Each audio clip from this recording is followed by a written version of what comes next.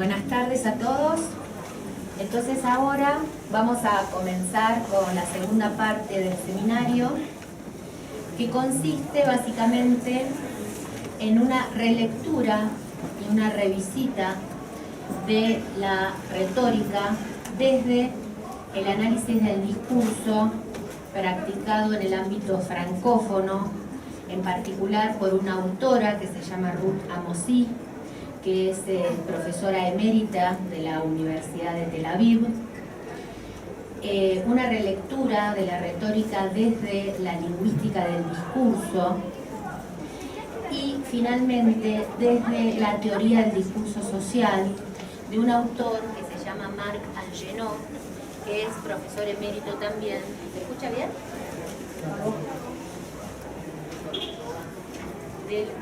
De la... ¿Sí o no? Yo sí. Que es el profesor Marc Angenot, que es profesor emérito de la Universidad McGill de Canadá. Yo le di a Pamela una carpeta con bibliografía de textos de Amosi, de Angenot, de Menguenot, para que ustedes puedan, si están interesados, leer directamente a estos autores. Además, por supuesto, del PowerPoint, que sintetiza cuestiones fundamentales que me interesa transmitirles.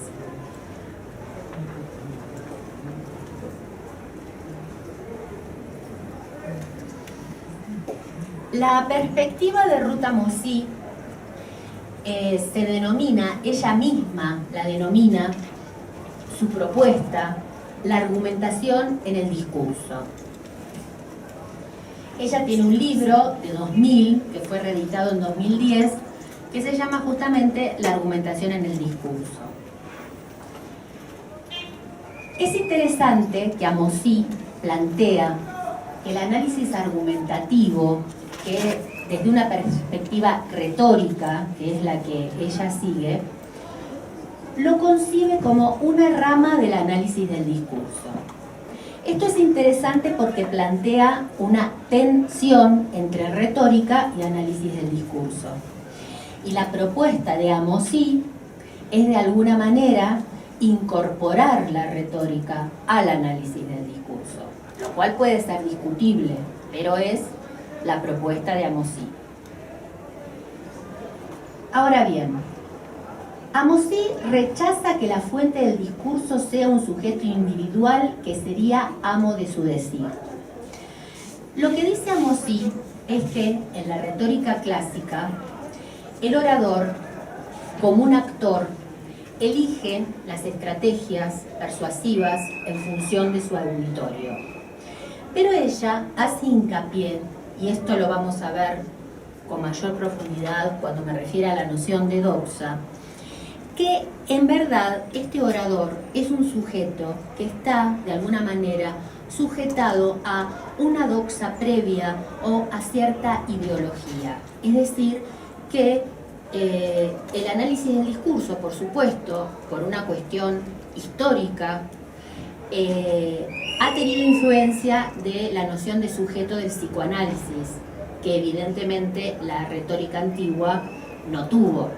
Entonces este es un punto importante, la cuestión del sujeto, cómo lo concibe el análisis del discurso y cómo lee el análisis del discurso la noción de sujeto en la retórica. En la retórica lo lee como ese sujeto que con libertad comunicativa elige estrategias persuasivas como un actor frente a su auditorio, y ella hace hincapié en que en verdad ese sujeto u orador no es del todo amo de su decir, algo que vamos a profundizar. El sintagma, la argumentación en el discurso, lleva a pensar en otro sintagma, que es la argumentación en la lengua. Quienes no son lingüistas seguramente no conocen la perspectiva de Oswald Ducrot, que es un lingüista francés, que tiene una teoría que se llama la argumentación en la lengua. Para Ducrot, el lenguaje tiene una orientación argumentativa más allá de su uso en una situación comunicativa concreta. Para Ducrot, el sentido de las palabras es un conjunto de topos que permiten ciertos encadenamientos argumentativos. Por ejemplo, el sentido de la palabra rico habilita un encadenamiento de, por lo tanto, puede comprarse muchas cosas.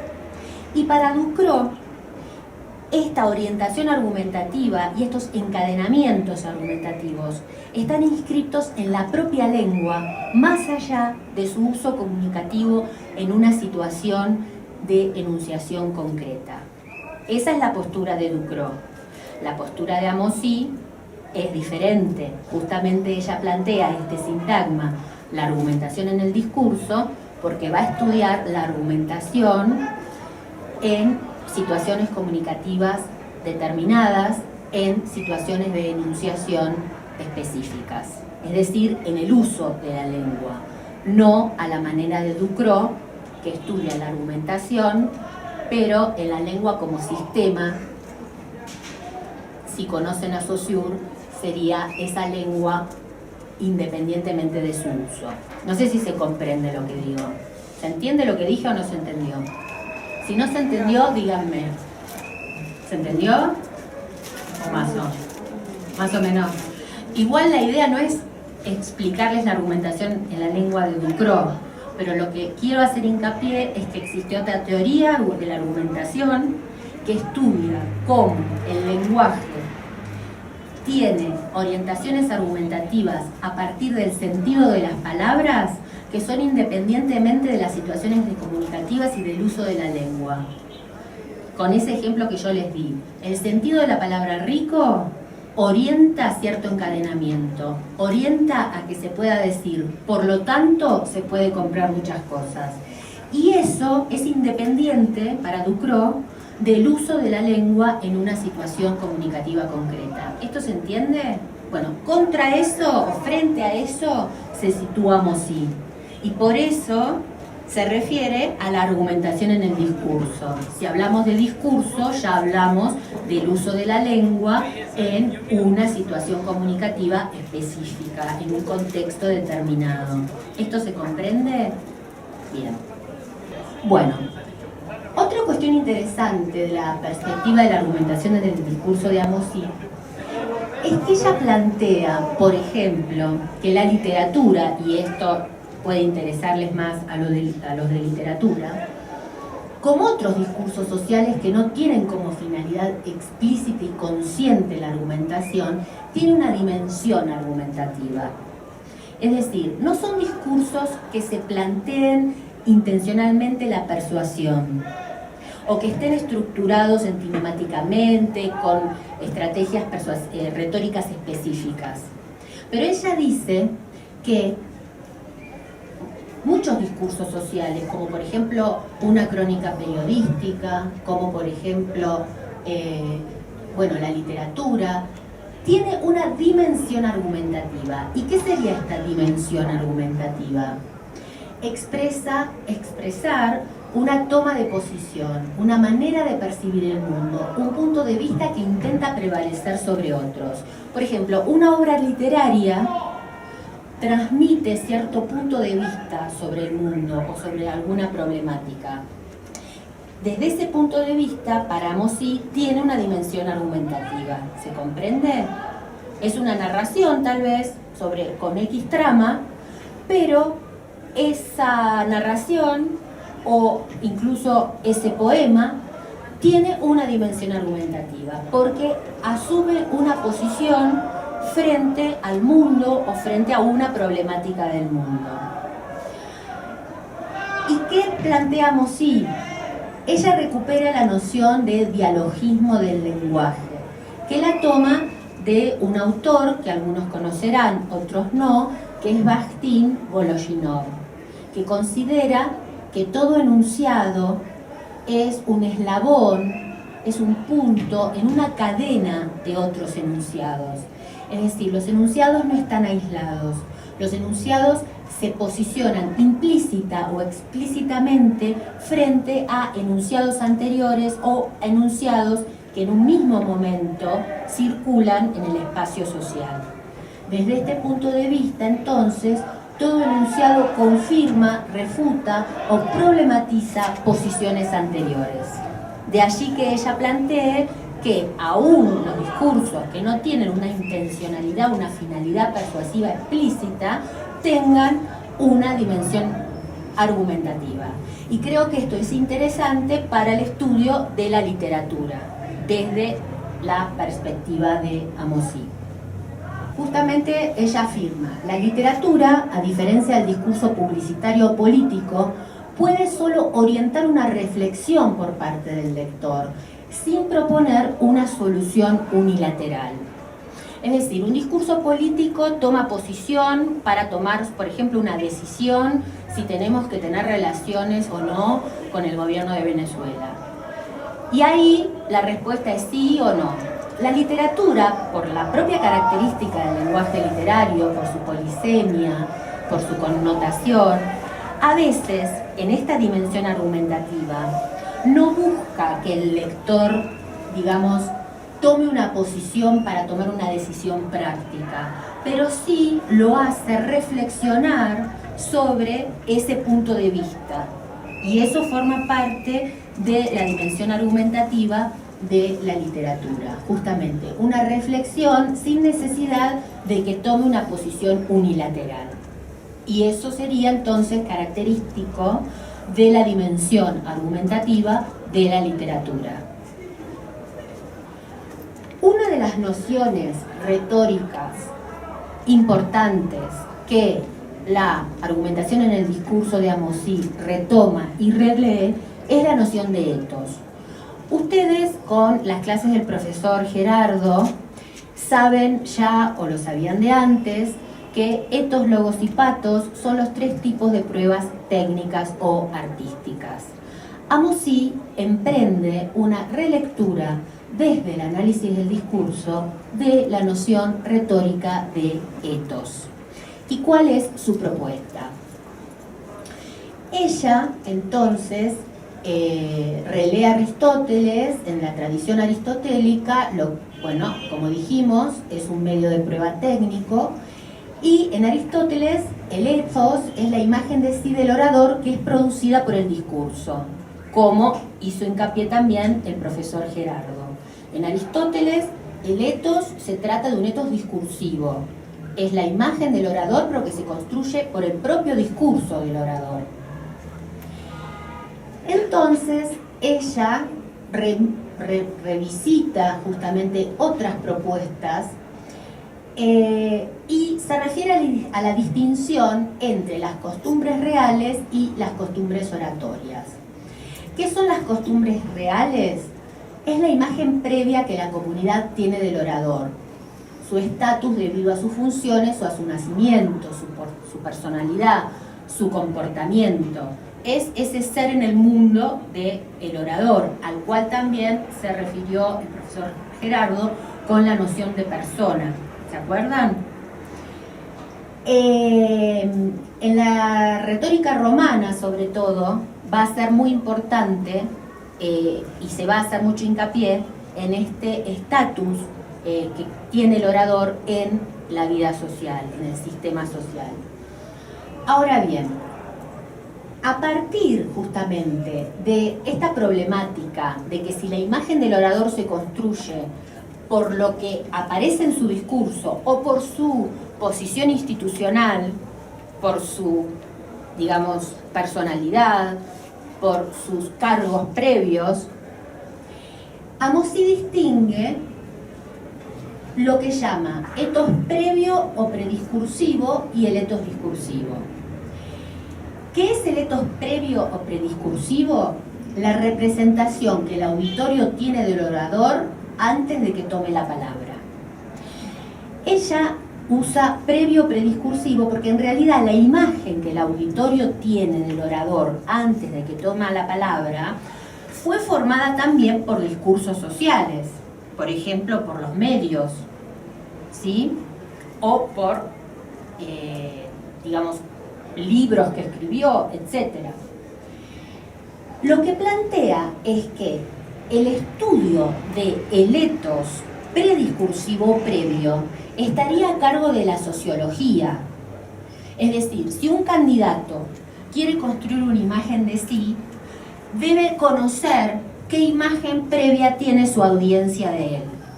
Y quien se encarga de hacer un estudio de qué imagen tiene ese auditorio de ese político es la sociología, dice Amosí.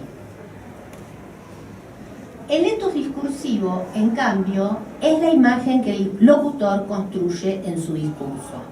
Y ahí sí son las ciencias del lenguaje las encargadas de estudiar este etos discursivo. ¿Se comprende lo que digo? Sí. Bueno, si no, ustedes me paran y me preguntan.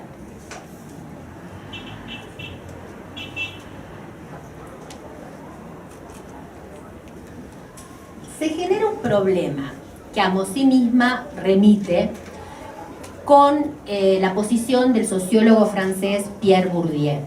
¿Por qué? Porque Pierre Bourdieu dice que la autoridad del orador no depende de la imagen de sí que él produce en su discurso, sino de su posición social y de sus posibilidades de acceso a la palabra legítima.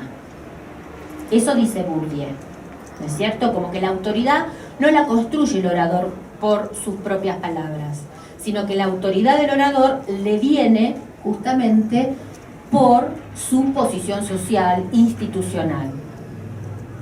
Entonces, para Bourdieu, el principio de eficacia de las palabras del orador no está en la sustancia propiamente lingüística, sino en que su palabra concentra el capital simbólico acumulado por el grupo del que él es portavoz.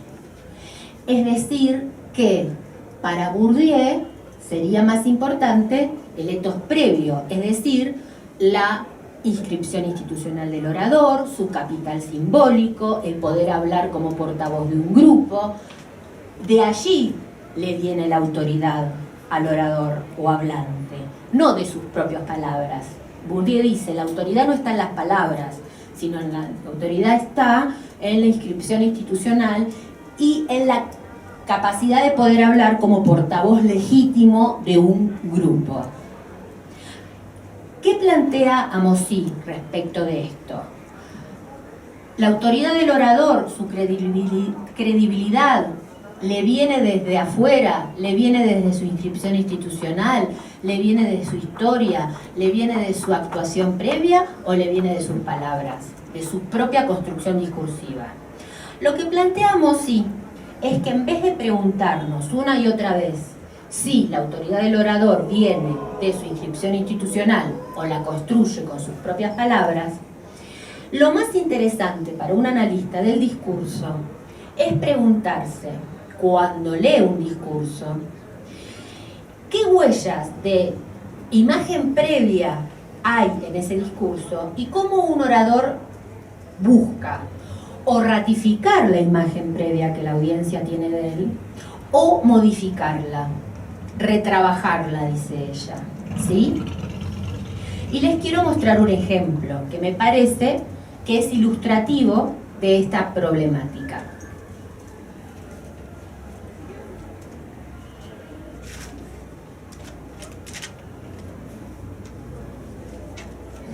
Este es un pequeño fragmento tomado del primer discurso de Asunción de la destituida, digámoslo, creo que hay punto de acuerdo, lamentablemente, Dilma Rousseff, donde Dilma Rousseff, en su discurso de Asunción, afirma lo siguiente: no niego a veces que... No niego a ustedes, perdón, sí. No niego a ustedes que a veces algunas de las cosas difundidas me dejaron triste. Pero ¿quién, como yo, luchó por la democracia y por el derecho de libre opinión, arriesgando su vida? ¿Quién, como yo y tantos otros que no están más entre nosotros, dedicamos toda nuestra juventud al derecho de expresión. Nosotros somos naturalmente amantes de la libertad. Por eso no tendré ningún resentimiento. Ella se refiere a las críticas que recibió ya en su primera gestión de la prensa opositora, que la acusaba de haber sido una ex guerrillera. De hecho, Dilma Rousseff, supongo que lo saben, perteneció durante la dictadura militar de Brasil a una organización armada. Pero aquí resulta interesante que Dilma construye, o sea, frente a esa imagen previa negativa de que ella fue una izquierdista, una revolucionaria, una guerrillera que quería instalar el socialismo en Brasil, ella reformula ese ethos prediscursivo, porque en realidad ella muestra una imagen de que luchó por la libertad de expresión, pero omite que luchó también por la instalación del socialismo en Brasil. Entonces ella lo que busca es retrabajar, reconfigurar ese ethos previo de guerrillera que era objeto de crítica, sobre todo en los medios de derecha de Brasil, para dar una imagen, un ethos discursivo adecuado al sistema democrático y neutralizar esas imágenes previas que la prensa opositora ya de entrada hizo circular de ella. ¿Se comprende? ¿Están de acuerdo que se puede analizar así este fragmento del discurso de Dilma? Entonces aquí vemos cómo el ethos discursivo busca reconfigurar un ethos previo o prediscursivo que le resultaba negativo. Sí. Una pregunta. ¿Cuáles serían esas huellas de las que hablaba en este fragmento con las que podríamos identificar el retrabajo de la imagen? Bueno, la huella sería la elipsis, la omisión. ¿Te das cuenta? Porque ella omite porque de hecho en su práctica de guerrillera de esa organización armada, en verdad luchaba contra la dictadura, pero luchaba por el socialismo. Y ella, digamos, reformula eso diciendo que luchó por la libertad de expresión en Brasil. Entonces, la huella discursiva en realidad sería un no dicho, o una elipsis, o una omisión que, está presente. Porque, como sabemos, para analizar un discurso, y eso lo dijo también el profesor Gerardo, es tan interesante lo dicho como lo no dicho, o lo reformulado respecto de algo previo.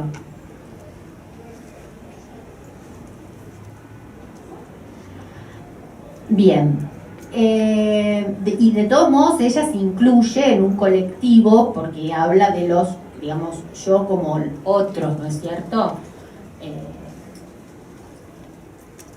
Que podríamos pensar son otros miembros del PT.